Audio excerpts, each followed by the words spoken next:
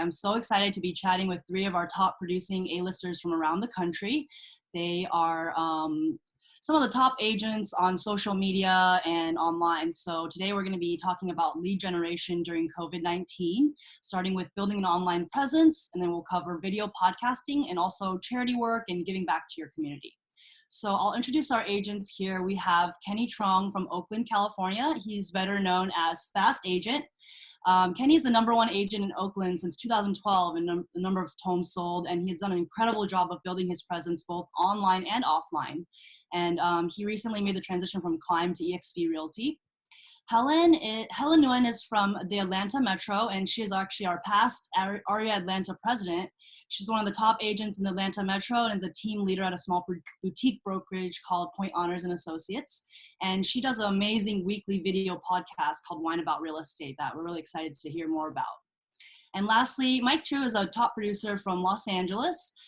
He works primarily in the San Gabriel Valley area of Los Angeles, works with a lot of Asian clientele. He incorporates a lot of charity work and giving back to the community in his business, and we're going to learn more about that today. So we're going to start with our first topic today, building an online presence. And I think that everyone knows, obviously, that having an online presence is really important these days. So I'm going to go to Kenny and tell us more about yourself, your background, how you got this Fast Agent name, and then how you transitioned that from, in person to an online presence. Sure. So this is Kenny. I've been in real estate for 10 years. I started this brand called, I've always been like online. I had my first computer in 5th grade, started building computers, going computer shows in middle school, build websites on Angel Fire, GeoCity, MySpace, Zanga, all that cool, fun stuff. So I've always had a passion for online and design. So I got into real estate about 10 years ago. In my 3rd year, I created this brand called Fast Agent. Hashtags were like on Twitter, but they weren't on Facebook, Instagram. So I didn't know what it was, but I had this dream that people would just call me Fast Agent. And then it was already on my license plate. So somehow I started using it in all my marketing, and eventually it dripped over to just tagging everything. And then I started putting in all my email marketing, and I didn't even put that in my things there. I got that. Putting in my email marketing, and eventually I just been growing and growing. Everything that I do is has a hashtag Fast Agent on it. And then a year and a half ago, I started a team. I have a team of 20 agents now working for me. Hashtag Team Fast. And then I recently filed a DBA for Fast Real Estate, powered by eXp Realty. And then I got flagged by eXp and DRE that team names in California, you have to have Fastness. So then I applied to legally change my name to Kenny Trong Fast. So I will be Kenny Fast in 6 weeks. Anyway, so let me show you some of the marketing that I have for you guys today. I have 5 things. I just finished these slides like a couple minutes ago, so bear with me. I'll do a screen share. A full screen share. So today we're going to be talking about building online presence. I have just 5 things to talk about. One is building on Instagram. So on Instagram, that's where I've been using Instagram pretty heavily for 6 years. You don't really see me on Facebook too much, but on average day, I probably talk to like 100 to 150 people on Instagram, like one-on-one conversations. I think that's the future of social media. It's not about the number of likes you get. It's really about like how many people you're talking to and really going deep in conversations.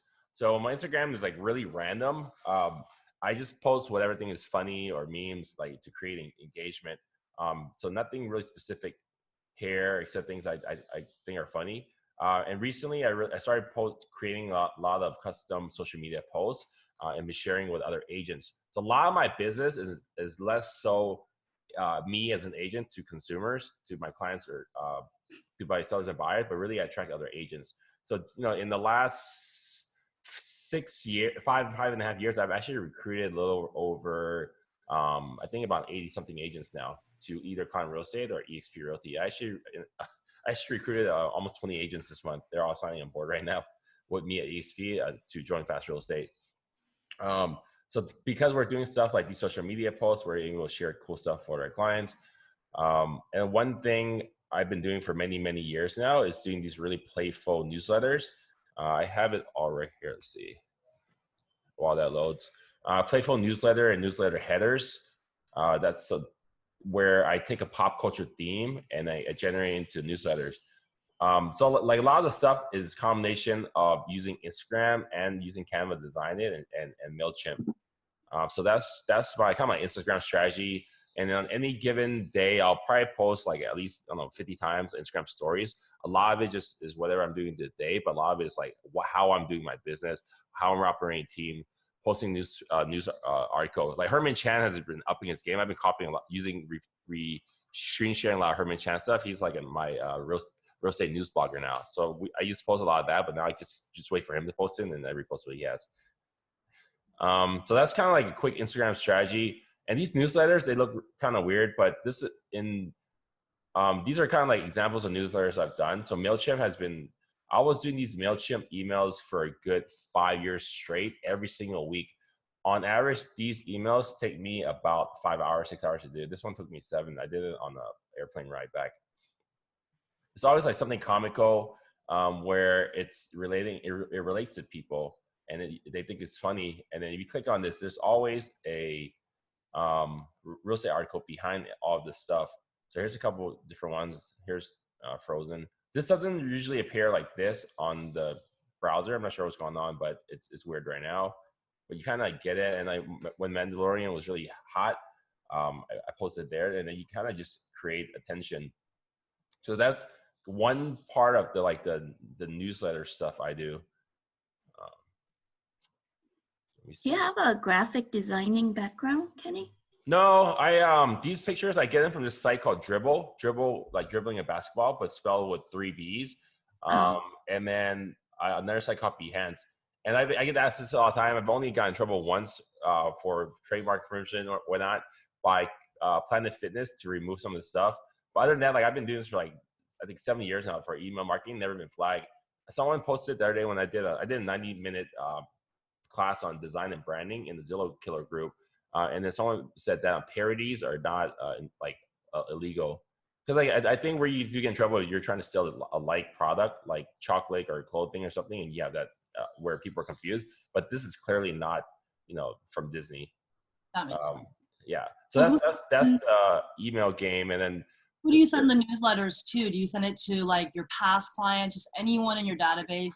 Literally any and every single person that I can get my hands on.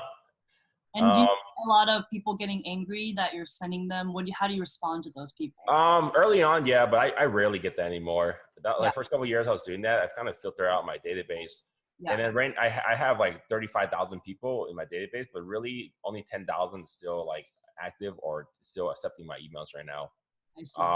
And then some of the ways more recently I've been able to create, so I'm gonna jump back and forth because all this stuff is like intertwined. Some of the ways I've been really able to power and grow my newsletter list, I think I added about 2,000 people in the last, since shelter in place, is I do a lot of webinars. So I'm gonna jump into webinars. And on the webinars, what I've been doing is hosting masterminds, a ton of like top Asian mastermind in my area, California mastermind, Contra Costa mastermind. I'm even doing Napa and Sonoma County mastermind tomorrow. With a title company, and I don't sell there, but they ask me, hey, can you guys help me? Because when they send the invites out to their network, I then take the email addresses and put it back in my network. So it's constantly like, I think as an agent, if you're constantly building your database, you'll never not have business. Kind of like, I forgot what the term is, like if you always get listings, and you'll be fine in any business. So for me, it's always about growing my network, growing my influence, and growing my email database. It's fair and stuff like that. So that's kind of the Instagram strategy tied to some of the MailChimp. And then this stuff looks pretty complicated to do, but I do some more basic stuff too that just looks really good. It doesn't take that much time if you can land down like a style. I'll give you an example. So here's like an email we did. We copied this from KCM Blog, and KCM Blog encourages agents to reshare their content. But KCM Blog has those funky blue and yellow graphs you might see all the time. It's not as pretty. So what we've done is we've taken the same article and then we kind of give it a makeover and send this really fresh thing out. Like I sent this out and we had like 15 emails come back. Half more agents like, hey, can I share this with my people and other people that appreciate the content because it looks really clean. Something else we've been doing in the email marketing space is doing a weather report because locally, the MLS next to me, so not the one I'm in, but they do this really cool monthly weather report where they do videos and talk about like the market changes, days of market and such. which I thought was really, really cool. So then we went ahead and made one for ourselves. I have an agent on my team that's a spreadsheet master. So she actually whipped all this up for me. And now we share it as a team to people we work with. Again, this is all value-based content. So that's some of the marketing. And recently, I started doing webinars about a month ago. I've actually hosted over 20 webinars. And then, so that's two-step process, right? But then I'm marketing the webinars too. So we've been using MailChimp to create landing page to make these really cool graphics to send out to these webinars. You know, you've seen this, Ray. And then I've been doing this every week. See, this is example of the list of people that I was able to invite all across Northern California. We did team building strategy. And then more recently, like example, in the next 3 weeks, I have a webinar on team and brokerage models, have a webinar on recruiting and team building, have another one on just general mastermind, and some other stuff. But this is stuff that I've done in the last couple of weeks. 1 week, I was actually on 15 different webinars, which is kind of crazy. And what I did, I actually promoted every single webinar I was on, which will then increase my online presence. So I was able to be on Proppy, West Group, Santa Clara Association asked me to speak, and Zillow Killer, AREAA asked me to speak. So like so you're just making sure people are seeing the online presence that you're building. So that's kind of the MailChimp game. Zoom webinars, Zoom. Okay, let's see. So Zoom, I've been putting, like I said earlier, I've been putting a ton of events together. And then interestingly, I took my last 2 weeks of registers. I have about 950 people registered from my webinars. They're not all unique new registers, but 950 people watched my webinars on Zoom. And then it was also that including Facebook Live. So these are the topics that I kind of dived into in the last couple of weeks, which is then it just creates more influence for you, more brand awareness, and realize like putting together webinars is not that hard. And if there's 10 people speaking, I'm only like, 10% of the work done. But because you're the one putting it together, you're able to get more visible. And then when you're on, let's see, Facebook. Oh yeah, one time I was actually on the front page of the newspaper. This was 4 years ago. That week, that's why I posted it. Let me show you. So we have a question from the audience. Can you name the apps, websites, programs, and tools I use? I know you kind of said Canva, but yeah, Canva. I'll go into Canva. Canva, like everything I do is on Canva. I'm trying to give you show a really cool. Here. He designs them on Canva and then he sends them out on MailChimp. MailChimp has the statistics and the database on there that helps you send it out. MailChimp is great too because it prevents it from going, if you do it from your own Gmail or email address, it's more likely to hit their spam box. Mm-hmm. So MailChimp will kind of calculate who's opening it. It'll tell you how many times they opened it and help prevent it from going into the spam. Yeah, and our open rates are pretty good. Let me, here's some past campaigns. I know I have like 6-ish minutes, so I'm gonna try to go quicker. The open rate is pretty good. It's like 20 to 30%. And then we don't, this isn't as interesting, but we still do the typical just listed emails too, but it looks really clean. And more recently we did, because I had I think 4 listings last week. I didn't want to send that many emails. So one thing you gotta be very careful about when you're sending email, every time you send an email, you're gonna get a bunch of unsubscribes. That's just the reality of it. So you shouldn't be sending out junk because it takes so long to build that database. You don't want to lose it faster than you're growing it. So when I send stuff, I try to make sure it looks really good and it provides value. This one doesn't provide that much value, but this is just a regular email showcasing our new listings. We currently have 11 on market right now. I'm now doing this instead of just doing the single emails. So it'll take up less, it's less frequent. So there's some of the things we've been doing on webinar, layering it on with Facebook Live, and then I don't market on YouTube. But recently, because I now have all that content, I am now creating that content and uploading it to my Facebook channel. My YouTube channel, which I just started, because I'm just taking the same content that I already have and putting it on here. And now this is probably going to help me build my brand bigger. For other people when they land on a video. So I've been sending these videos out specific to like an investor or a team person, but when they land here, they see all the other content I have. So this isn't, I guess this isn't as much social as it is just like showing your expertise and market knowledge. I realize like one of these videos, right? I'm only one of 6 people talking. I'm not even doing much of the work. It's just like, yeah. So that's what we're doing on Zoom. And then this, I mean, I count this as a Zoom webinar, right? I'm actually recording this right now. So as soon as this is over, I'm gonna be uploading to my Facebook page. My YouTube page. And YouTube content. YouTube, again, I don't really have much of a deep YouTube content strategy except just posting the videos up online right now. But I will be hiring an outside company to do all my videos for me. On YouTube, like really flashy pictures is kind of the key driver of it. If you guys look up the YouTube agents, they do a tremendous job. They actually sent me a ton of referrals last year. And now they've been getting so much business. They've been growing their team rapidly over there, the YouTube agents. And then lastly, hold up. Like Canva. So I pretty much spend most of my time in Canva. This is Canva. Like I literally just made this in Canva right like a couple minutes before we started this. But Canva is where I create our brochures for a company, our open house signs, or for sale, our social media, our presentation decks, the webinar flyers, and it's all here. And the cool part about Canva, which I really like, is that you can easily share a template once you have something interesting. So I made social cards for people that were attending my webinars. So you could share this with anyone to reuse with a simple click right here. So something I've been doing, I wasn't purposeful, but I started doing this and I started everyone copying my stuff. Now I just give my stuff freely. Because then now that I'm building out the Fast Real Estate brand, people might like that brand and style enough that they might in the future want to continue and make that their thing. Because now giving out the slide decks and all that, people kind of tweak a little bit. Most of it looks pretty good, but people, they're learning their eye for design. So because of that, like I feel like I'm leading forward by using my marketing to power my my team building and recruiting. But all of it kind of ties in together.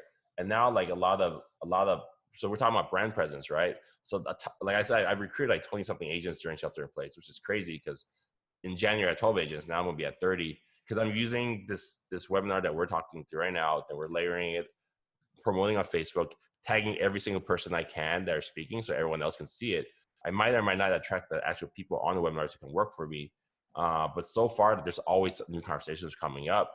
And then this thing's called evergreen content. When your content doesn't have like tied to a timeline, it just like it's content like the content I'm showing you right now. This is forever. You can literally watch this 3 years from now, and it's still applicable to your business. So when you're creating more and more content, you're sharing it and sharing that you have this more content like this, that's kind of how you continue to grow your online presence.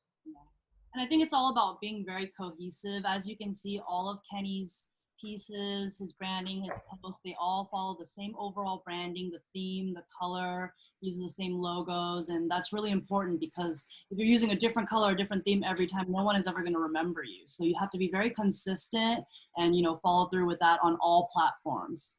That's one thing too I learned. I did the class with Zillow Killer. I use the same font. It's called Overpass for everything. And then sometimes I'll switch to Now Bold for like if I can't find Overpass. But everything we only use black, white, and red, and we don't use that font. And we're just constantly making sure everything looks the same. I'll give you like a quick preview too. So like the brand that I'm building right now, I made this entire 20 different icons, 26. It only took me like 10 minutes to do all this because in Canva stuff is really easy. So you're kind of playing around with different things. You're moving things really fast. So like these 5 icons and number 1, 2, 3, 4, 5 is going to be the company logo that I have. And then I did vote on it, but you see like this stuff is not complicated to do. At the end of the day, we're really focusing on the font and the gap. So like the branding I have is just really, I try to keep it really, really simple. Yeah. Someone asked, and I will ask all of you to chime in. They asked their brand is like their last name sellshomes.com. Should it be something more unique, like Fast Agent? Is it okay to brand your name? Like, how do you guys feel about that? I think the name is tricky, especially if there's a lot of people in your name. Well, in California, you have to legally, if you have a word team or group in your team name, you have to. And that's why companies like Side Real Estate are doing such a tremendous job uh, turning teams into brokers, broker-ish people, because then they don't have to use their name. It's hard to grow. It's hard to grow the Trung team to like multiple markets, or like Mike Chow or Helen Noon, right? It's really hard to bring that huge. I think the only problem with marketing, the advantage of marketing your name is obviously you get all the recognition. And if you're a single agent and your future goal is to stay a single agent, then by all means continue marketing your name. If it's like you and your wife or whatever, just by all means do that. But if your goal is to create a team someday and like step away from the business a little bit, and sell it, want to be part of like fast real estate. They don't want to be part of strong real estate, right? Yeah. Because they want to market their own name. So they can be Fast Agent Jamie, Fast Agent Helen, but they can't be like strong. You know, it's just like kind of weird for them. So yeah, and then we're Asian, right? I can't control how other people perceive different last names, and I'd rather have people see my work first, and then oh, what's this? Oh, it's this guy, whatever that might be, right? So I think it's easier to build a brand versus build your name of your brand, but you can always evolve. I mean, like I said, I was Kenny Fast. I've always had Kenny Fast as my name, but then now my hashtag Fast Agent, now like every agent on my team is at Fast Agents. So like you just kind of gotta find a way to adapt with the market. Right. So it depends on your goal, I think. Yeah. Let's see. Yeah, the Real Dick Lee. That's a cool name. It's easy to remember. And the last question for Kenny is, do you have your broker's license? How many agents working by your side? And he kind of already answered how he's recruiting. Yeah, I don't have a broker's license. My director of operation has one. She's advised me against it. Currently, at least right now, I have 20 agents on board. 16 are on my true team, and then 4 are on my EXP team. The EXP team is just like kind of like a broker, but not. But that side is actually, I'm growing that side out pretty fast. And we're entering, I'm mostly in Oakland, Berkeley, East Bay, but now with Zoom and people seeing that tying to a geographic location and office space isn't as important. Now I'm bringing on agents from Walnut Creek area in San Jose. And I have a conversation with someone in Portland tonight to bring Fast Real Estate to Portland, and also someone in Florida and Nevada. Last question, actually, can you buy email lists to upload to MailChimp? I'm sure you could. So this is how I got it. You're not the MLS, local MLS doesn't want to give you their list. What I did, I went on a roster list. I paid someone to extract lines from it using a script on Microsoft Excel, and that's how I got my email list. Oh, Broker Metrics. Yeah, and you can also get it if you know someone in Broker Metrics. You do a quick export. Yeah, cool, awesome. Thank you so much for sharing, Kenny. Cool. Really appreciate it. So we'll move on to the next topic, which is video podcasting. So I'm going to move to Helen, and you guys can all chime in because I know we all do social media and videos and things like that. And obviously the video podcasting is a big part of building your online presence. So I wanted to have you tell the audience more about your podcast. What is it called? What do you talk about? How often do you do it? Like, do you shoot it yourself? Do you have to edit it? Is it live? You know, what kind of equipment you use? I know everyone's like thinking about getting into videos and getting into it right now, and a lot of people are scared and don't know how to start. So can you share more about how you got started with that? Sure. Hi, everybody. My name is Helen. We have my business partner, Tim Her, and I have a brokerage here in Metro Atlanta. We have about 15 years in experience combined between the two of us. And about half a year ago, we started doing videos to just provide more content and marketing for our business. So it started off with us just trying to come up with a name, and we wanted something catchy. We wanted something that people would kind of laugh about, but memorable too. So the joke between us is that we drink wine, but we don't know anything about wine. We just buy based on red, white, or whatever is on sale at the grocery store, right? So, you know, let's do wine about real estate. Let's learn about wine as we talk about real estate. And it gives us another reason to just kind of provide a casual atmosphere at work and just kind of chill, have a glass of wine, and talk about whatever topic we want to talk about, or whatever topic the audience is sending us. So that's how it started. We bought a bottle of wine from Costco, and Tim and I just sat there at the office. We had a tripod up. We use our phone. I have an Android. He has an iPhone, but we found that Android works better for us. I know people that uses Apple. You have the I think Apple Studios, something like that. That's really, really good for video editing. But with me, with Androids, I have an app called Power Director. So I just use my basic camera, and we would set it up on a tripod. And at first, it would take us about 2 or 3 takes just to get it right. And then, the thing about that is you can do as many takes as you want because it's just you sitting there, right? And, just do it until you're happy with the content. We try to keep the videos between 5 to 10 minutes, no more than 10 minutes because people are not going to watch. It's and on Instagram, you probably can't upload a video that large anyway. So 5 minutes is ideal, but if you have to go a little bit longer, try to stay under 10 minutes. And we just sit there, sip on wine, talk about the wine, and talk about the topic of the week. It's a weekly video that we do. Usually we film on Tuesday and edit on Wednesday and then post it on Thursday or Friday.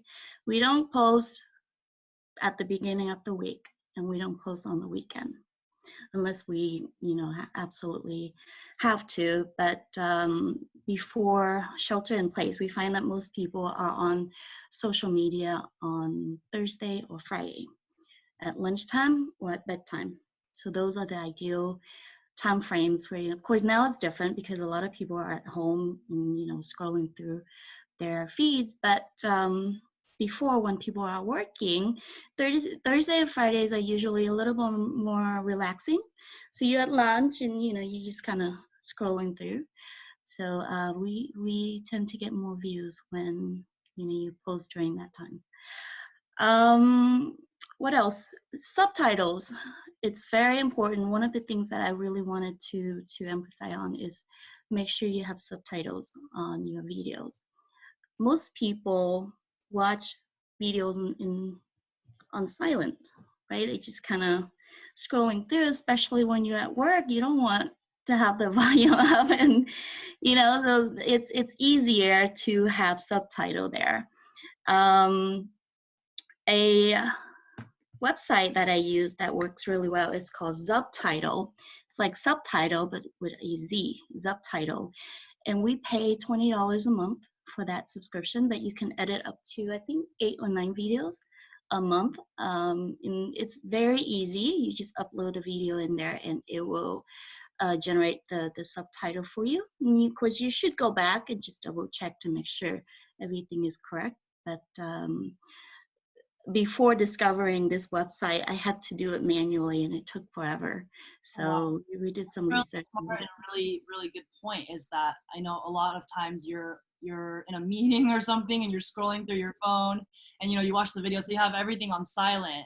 And so you end up skipping the videos because you can't really listen. So if it had subtitles, then you probably just watch it. So that's a really good point and a really good idea. Subtitle. Power Director is the app that I use for Androids, but of course, if you have Apple, they have I think Apple Studios. I could be wrong, but that's a really good app that I know Dylan Wen from Denver Dylan. He uses that a lot. Power Director is easy. You just upload a video in there. You can edit. You can crop the video. You can add music. Things like that, basic stuff that should be sufficient for you to create a good video. And then we upload it to Instagram. Of course, Instagram will link to Facebook. And then Facebook, we also have LinkedIn. And then now we started putting it on our website and YouTube. So video contents are available in all those social media outlets. And we do a monthly newsletter through BombBomb. So BombBomb would allow you to put videos in a newsletter format and send it out to your mailing list. And so we put our videos in there along with the feature listings or any news topic we want to talk about for that month. Yep. So We have, when you go ahead. edit the videos, do you cut the videos together, or is it just one video and you just kind of If it's something that seems a little bit draggy, like if we just going on and on and on about something, or if the video is too long, then I do cut it. But Tim and I have done this about, I think we're on our 28 videos now. So we kind of sense the time, and we kind of know that, okay, you know, we're going a little bit too long on this, so we need to cut back. So the editing has been a little bit easier, but at the beginning we did have to cut a lot of the stuff out just to make the video fit into that time frame that we wanted. and do you always do real estate topics, or what kind of topics do you talk about? We try to keep it mostly real estate. So I think about 80-20, 80% real estate and then 20% personal. For example, we did one for Tim just because it was his birthday. And we just kind of talk about random things about Tim, just getting to know Tim a little bit better. So I think we try to mix it up as much as we can to make it enjoyable and not real estate all the time. Yeah. Makes sense. Mhm. Mm. Yeah, I think Someone said, that's it. So weekly videos, and we just keep doing it. I mean, at the beginning, we didn't have a lot of viewers, but slowly, gradually, we're getting more people noticing our videos, and people are actually requesting to be on our video as a guest. So we had lenders who, or home warranty companies, or home insurance agents contacting us, say, hey, can I come on and talk about my topic? Can I talk about home warranty? Can I talk about, you know, what we're offering right now through Bank of America, through, you know, whichever. And we just have them either on Zoom, or we invite them to the office, have a glass of wine with us, and then we just chat. So yeah, that's awesome. It's always fun seeing your videos every week. I think a lot of people are scared to get started, and I think when you first get started, you know, you post your first video, and like you said, you might only get a few views and you get discouraged. But you know, the whole thing about success is obviously continuing on and being consistent. And you know, no one is going to be successful at their first one, but as you know, the first time you have 5, and you have 10, 20, 30, and you know, like 10 years later, you're going to have a huge following. And like Kenny said, these videos are online forever. So they're content that is everlasting. It's not like, you know, something that's only relevant today. It's going to be relevant forever. So if you can create content like that that can stay online forever and drive traffic back to your website, back to your Instagram, then it's always going to be a positive thing. Does anyone have any other questions about video podcasting before we move on to the next topic? Somebody asked, is there a voiceover on Power Director? Do you ever use voiceover? I have done it for, not for Wine About Real Estate, but I have done it for a walkthrough for a listing that I had. So nowadays we had to do a lot more virtual showings just because of shelter in place.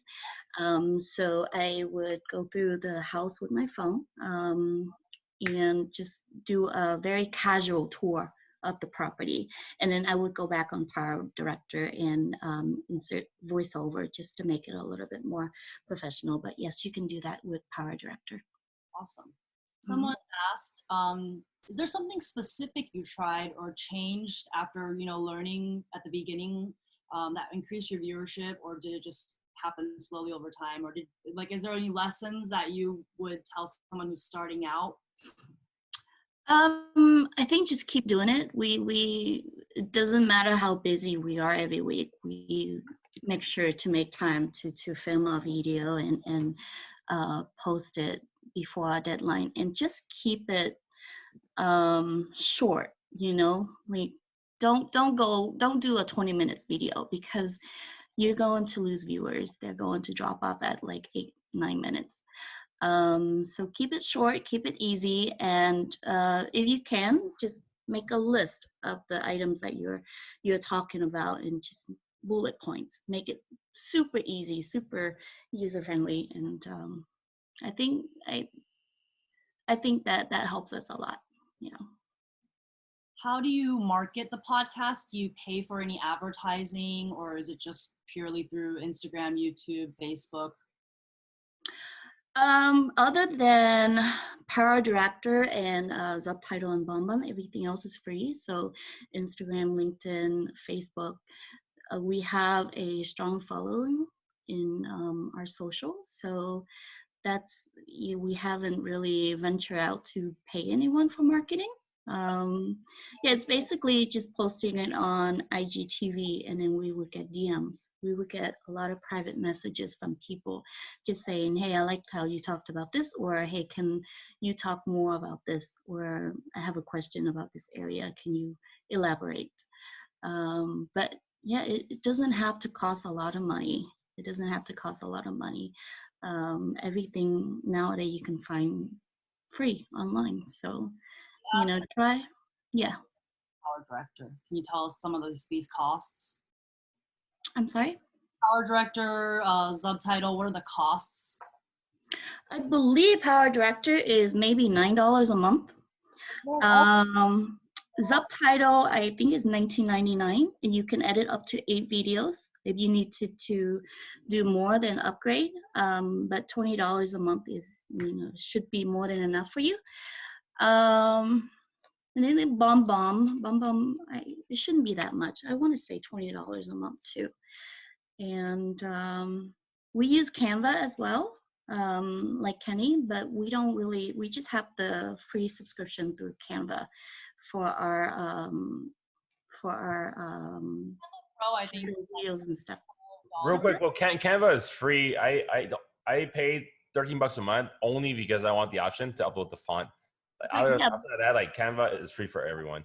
right. You can do a lot with the free one, You can with do the free plan.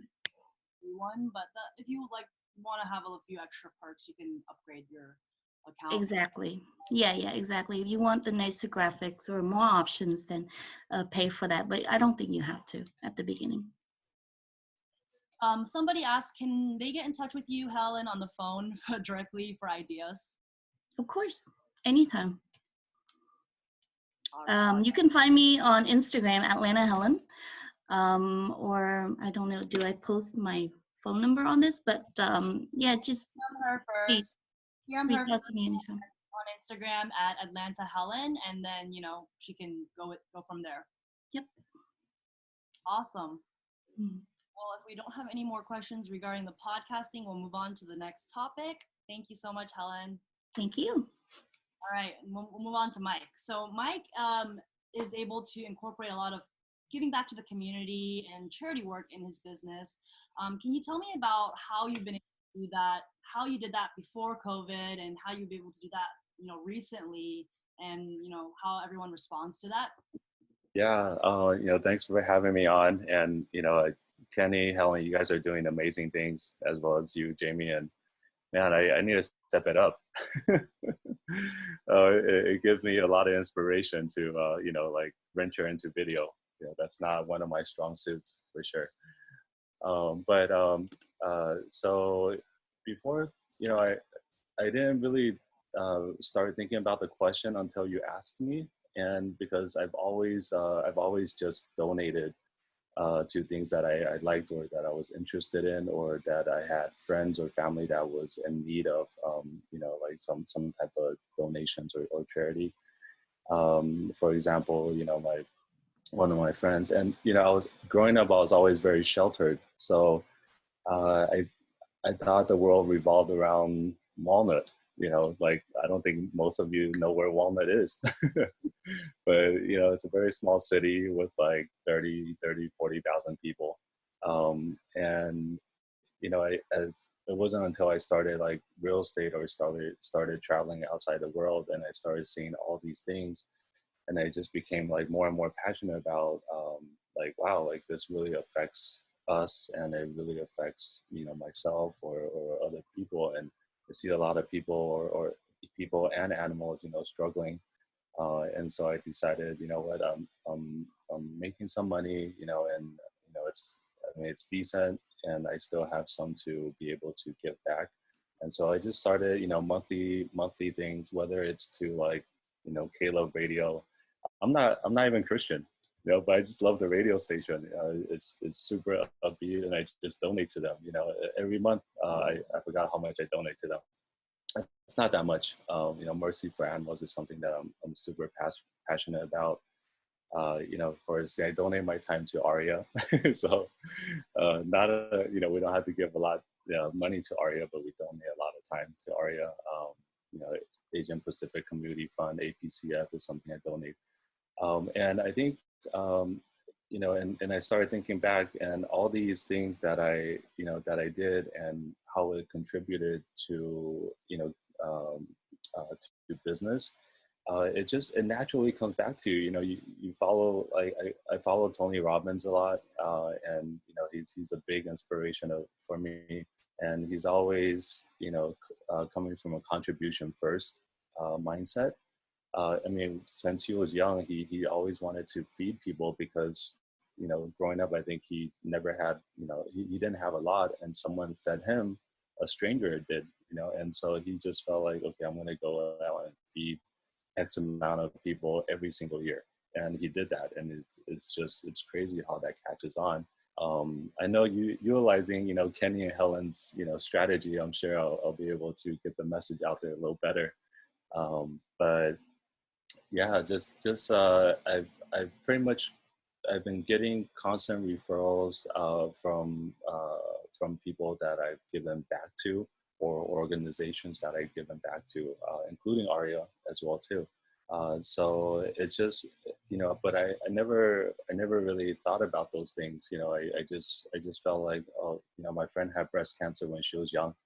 And I was like, wow, like 30 years old, you have breast cancer. That's crazy. I mean, she's fine now, she's doing well. But I could never have imagined that because, like someone so young and nobody in our group of friends, and I have a lot of friends, and unless they don't say anything about it, but, I'm just not aware of these issues.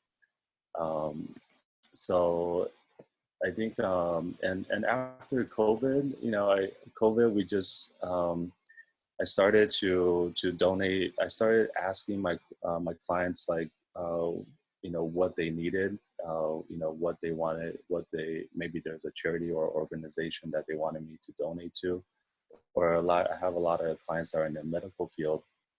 And I started asking them if they need masks or, different stuff.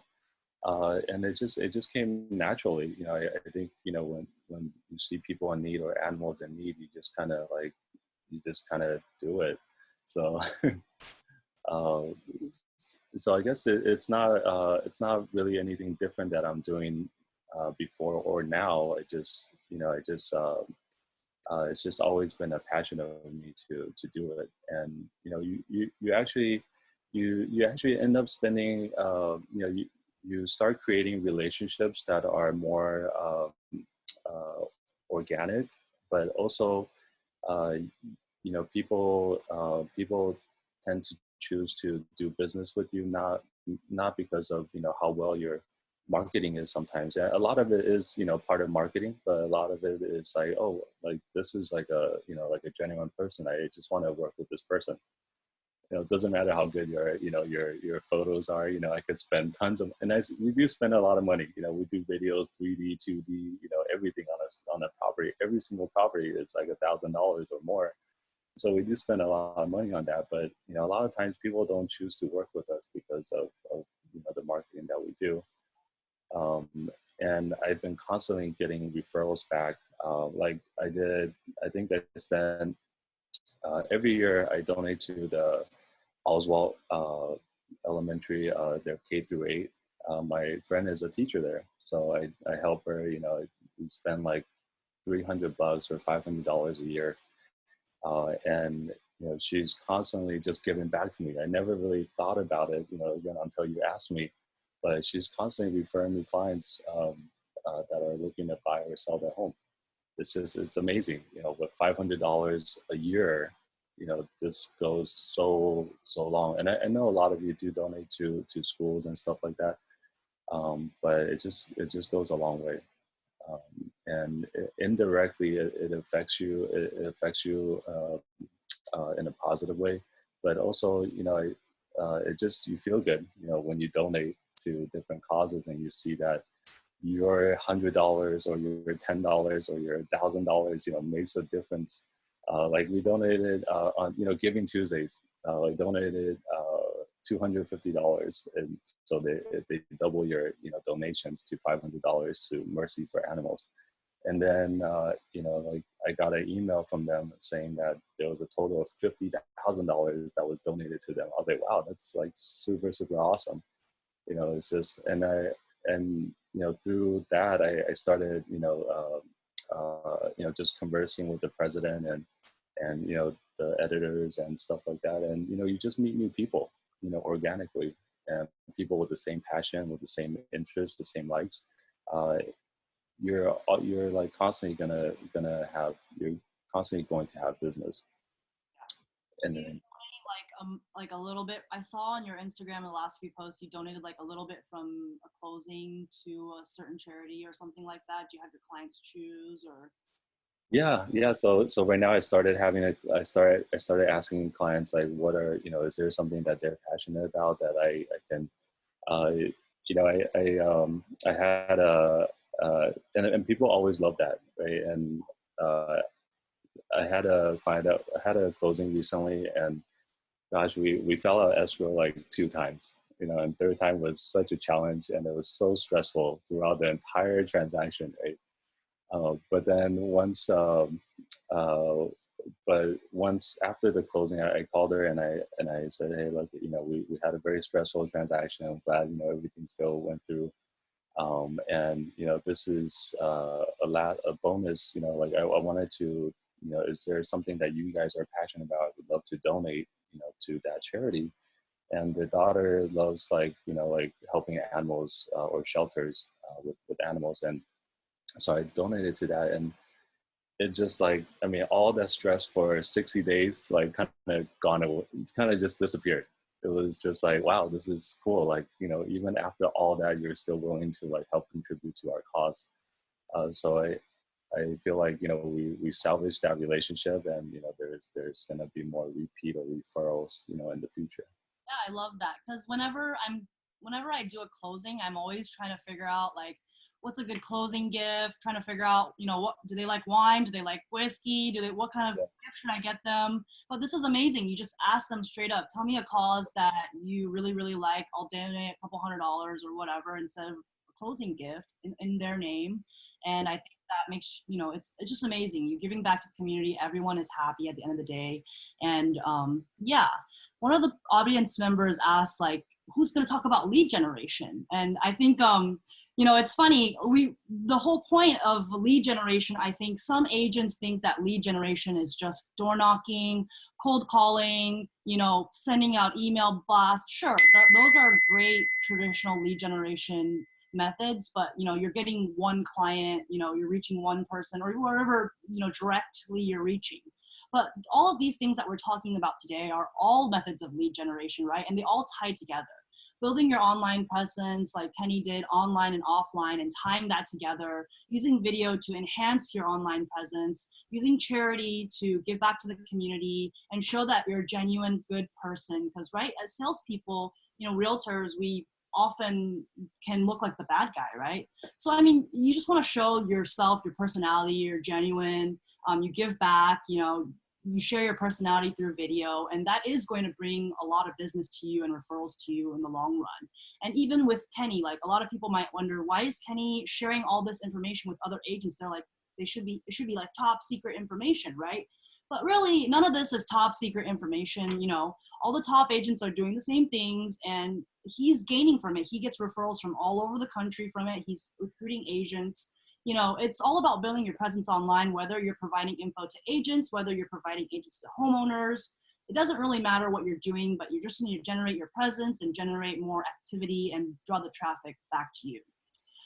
So I think we covered most of the topics that we wanted to go over today. So I'm going to open up to questions from the audience.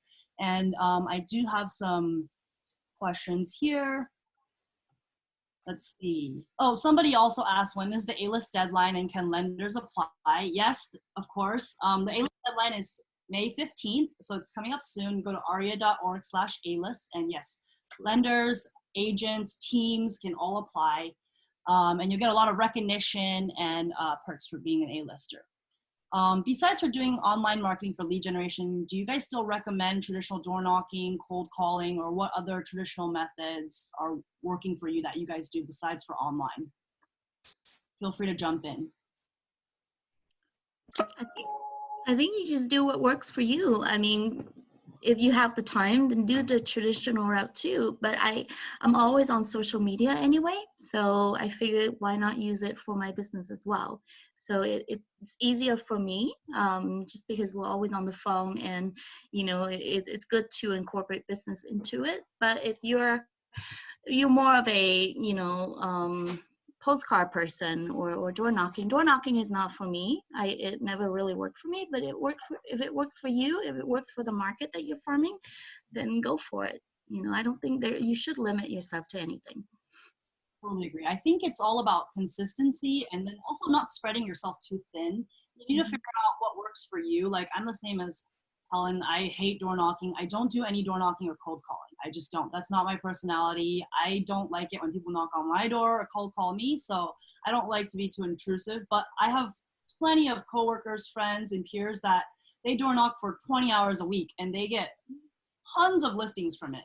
I mean, Right. we all know what we're good at, and you have to, but it's all about consistency.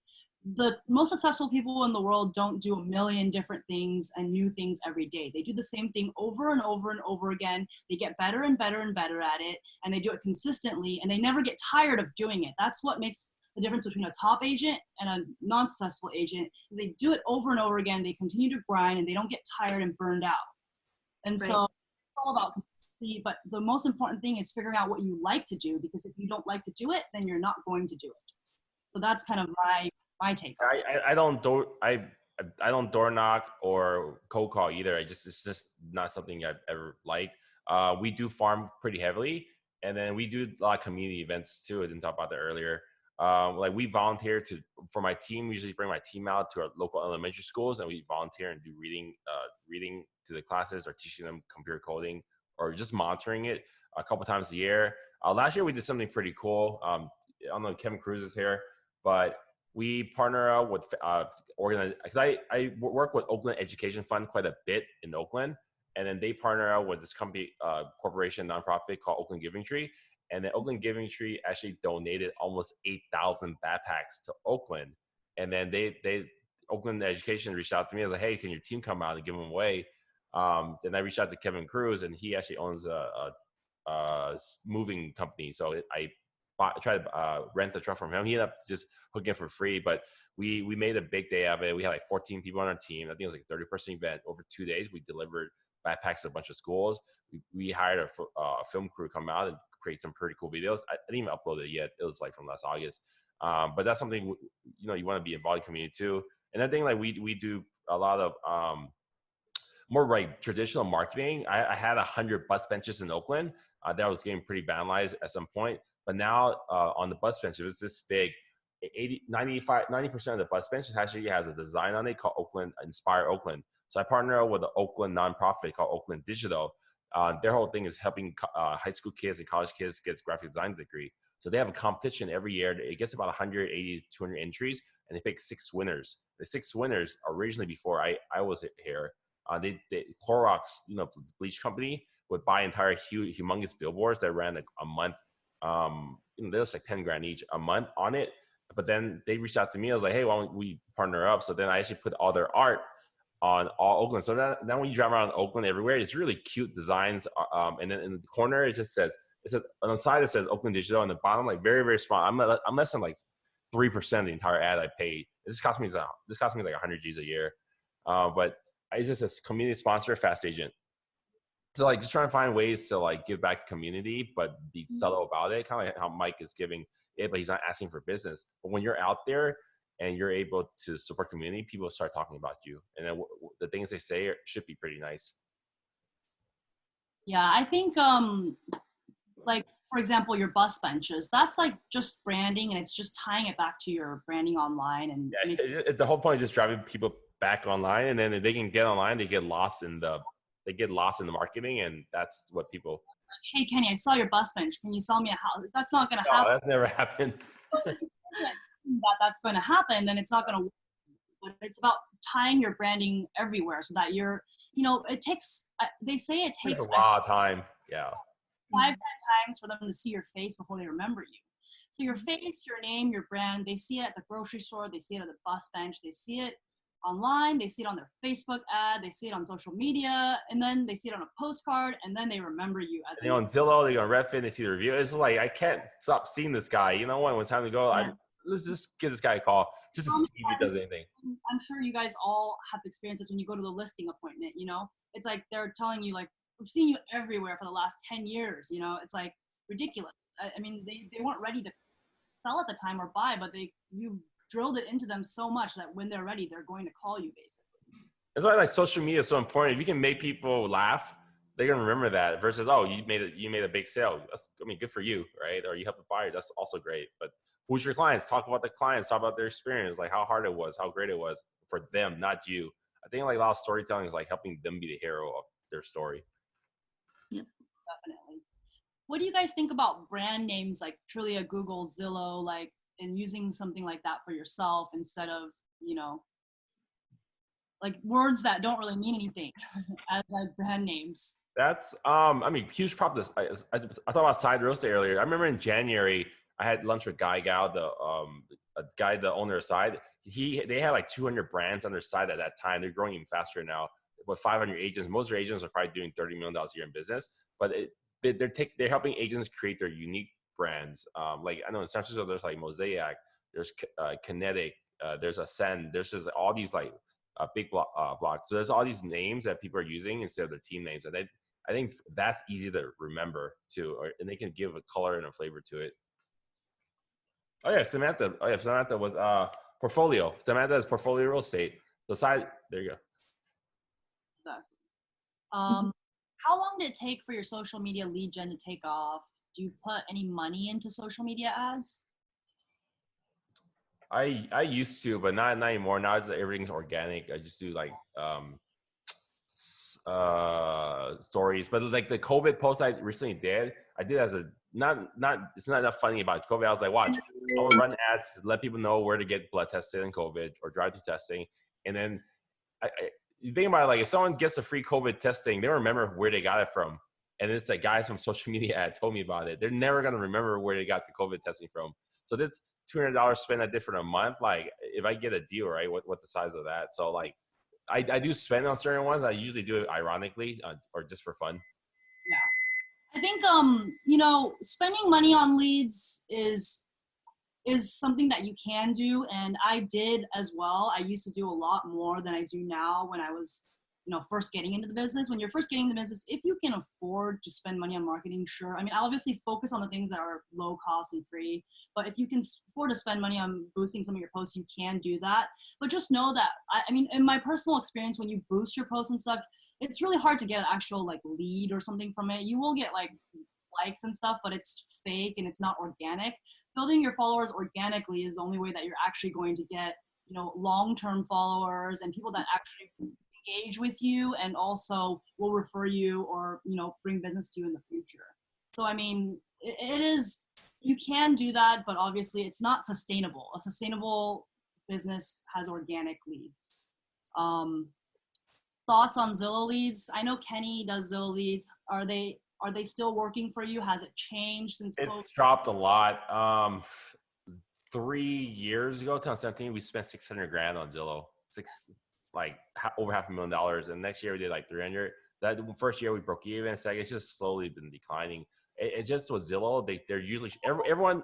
You should just assume everyone you're working to that's not a referral is shopping multiple sources. That's just the reality of it.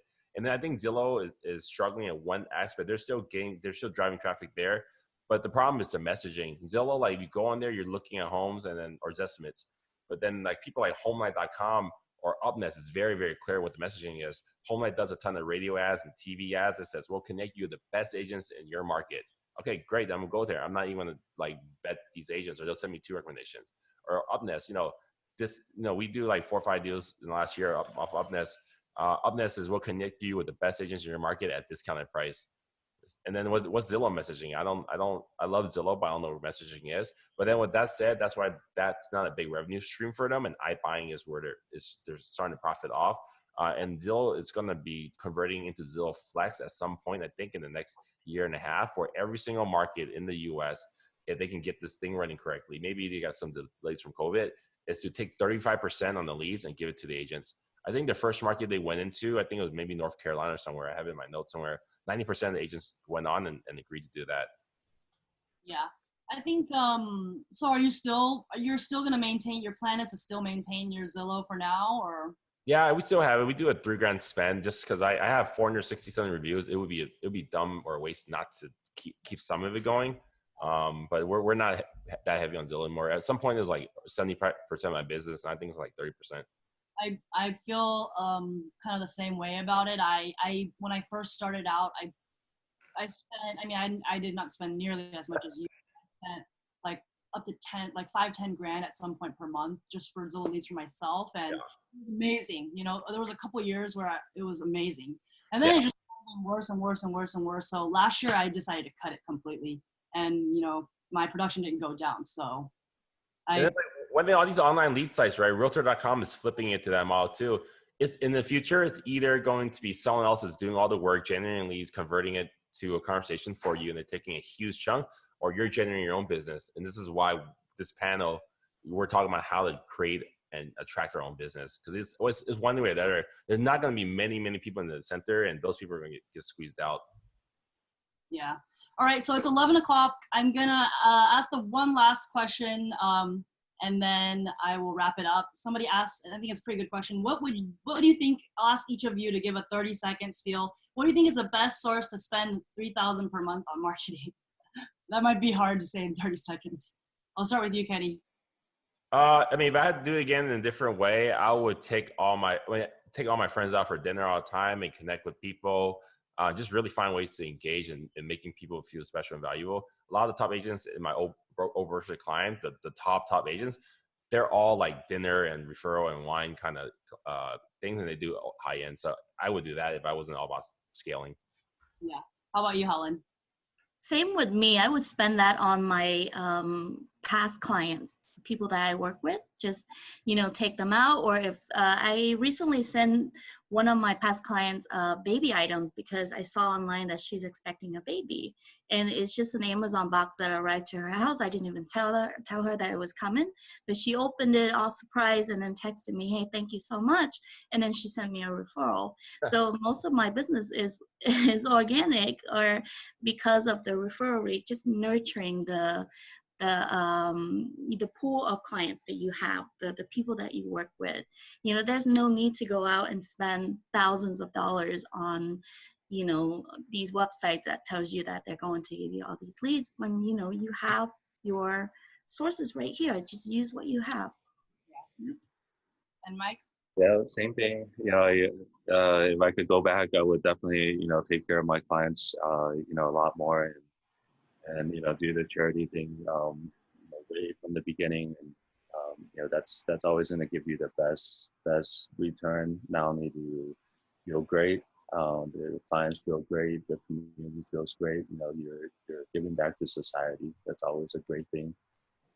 Leave you guys with one quote from Tony Robbins: "Only those who have learned the power of sincere and selfless contribution experience life's deepest joy, true fulfillment." Awesome. Thank you so much, guys. I really appreciate it. Thank you, everyone, for joining us today. I hope it was informative. Thank you again for Bank of America for sponsoring the A-List. And don't forget to send in your A-List applications by May 15th. Thanks, everyone. Cool. Thank you. Awesome. Thanks, guys. Bye. Bye.